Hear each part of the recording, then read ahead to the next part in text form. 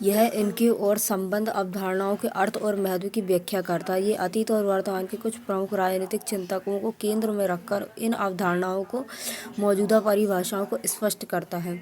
ये विद्यालय, दुकान, बस, ट्रेन या सरकारी कार्यालय जैसे दैनिक जीवन से जुड़ी संस्थाओं में स्वतंत्रता या समानता के विस्तार की वास्तविकता की परख भी करता है। आगे जाकर यह देखता है कि वर्तमान परिभाषाएं जो राजनीतिक सिद्धांत है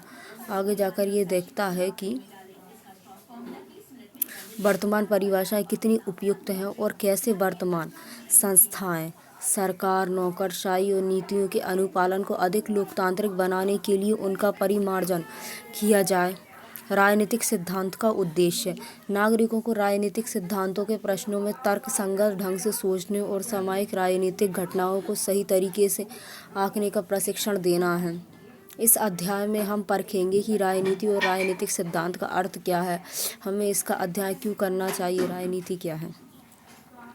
आपने देखा होगा कि लोग राजनीति के बारे में अलग अलग राय रखते हैं। राजनेता और चुनाव लड़ने वाले लोग अथवा राजनीति पदाधिकारी कह सकते हैं कि राजनीति एक प्रकार की जनसेवा है। राजनीति से जुड़े अन्य लोग राजनीति को दांव-पेच से जोड़ते हैं तथा आवश्यकताओं और महत्वाकांक्षाओं को पूरा करने के कुचक्र में लगे रहते हैं। कहीं अन्य के लिए राजनीति वही है जो राजनेता कहते हैं। अगर वे राजनेताओं को दल बदल करते, झूठे वायदे और बड़े चढ़े दावे करते और विभिन्न तबकों से जोड़ तोड़ करते और निजी या सामूहिक स्वार्थों में निष्ठुरता से रत और घृणित रूप से हिंसा पर उतारू होता देखते हैं तो वे राजनीति का संबंध घोटालों से जोड़ते हैं। निष्ठुरता से रथ में और घृणित रूप से हिंसा पर उतारू होता देखते हैं तो वे राजनीति को घोटालों से जोड़ते हैं। इस तरह की सोच इतनी प्रचलित है कि जीवन के विभिन्न क्षेत्रों में जब हम हर संभव तरीके से अपने स्वार्थ को साधने में लगे लोगों को देखते हैं तो हम कहते हैं कि वे राजनीति कर रहे हैं। यदि हम एक क्रिकेटर को टीम में बने रहने के लिए जोड़ तोड़ करते या किसी सहपाठी को अपने पिता की हैसियत का उपयोग करते अथवा दफ्तर में किसी सहकर्मी को बिना सोचे समझे बॉस की हाँ में हाँ मिलाते देखते हैं तो हम कहते हैं कि वह गंदी राजनीति कर रहा है। स्वार्थपरकता के ऐसे धंधों में मोहभंग होने पर हम राजनीति से हताश हो जाते हैं।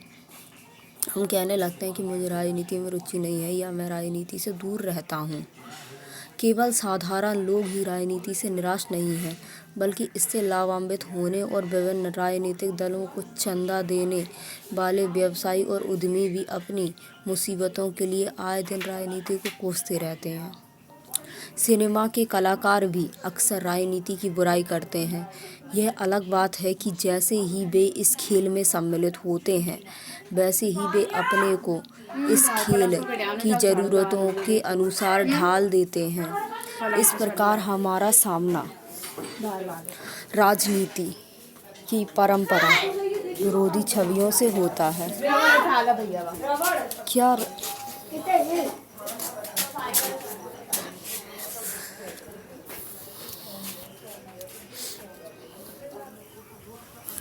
क्या राजनीति अवांछनीय गतिविधियां हैं जिससे हमें अलग रहना चाहिए और पीछा छुड़ाना चाहिए, या यह इतनी उपयोगी गतिविधि है कि बेहतर दुनिया बनाने के लिए हमें इसमें निश्चित ही शामिल होना चाहिए। ये दुर्भाग्यपूर्ण है कि राजनीति का संबंध किसी भी तरीके से निजी स्वार्थ साधने के धंधे से जुड़ गया है। हमें समझने की ज़रूरत है कि राजनीति किसी भी समाज का महत्वपूर्ण अविभाज्य अंग है। महात्मा गांधी ने एक बार टिप्पणी की थी कि राजनीति ने हमें सांप की कुंडली की तरह जकड़ रखा है। इससे जूझने के सिवाय कोई अन्य रास्ता नहीं है।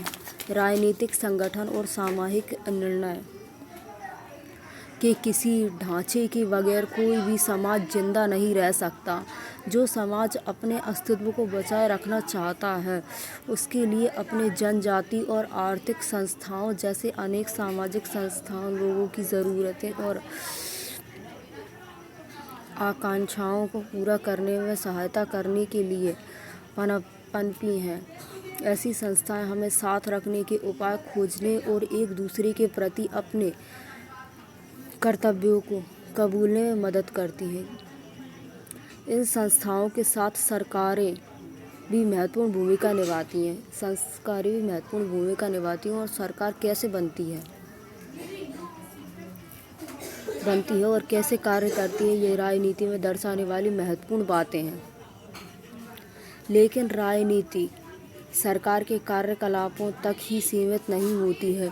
दरअसल सरकारें जो भी करती हैं वह प्रासंगिक होता है, क्योंकि वह लोगों के जीवन को विभिन्न तरीकों से प्रभावित करता है। हम देखते हैं कि सरकारें हमारी आर्थिक नीति, विदेश नीति और शिक्षा नीति को निर्धारित करती हैं। ये नीतियाँ लोगों के जीवन को उन्नत करने में सहायता कर सकती हैं, लेकिन एक अकुशल और भ्रष्ट सरकार लोगों के जीवन और सुरक्षा को संकट में भी डाल सकती है। अगर सत्तारूढ़ सरकार जातीय और सांप्रदायिक संघर्ष को हवा देती है तो बाजार और स्कूल बंद हो जाते हैं। इससे हमारा जीवन अस्त व्यस्त हो जाता है। हम समय सारणी भी प्रभावित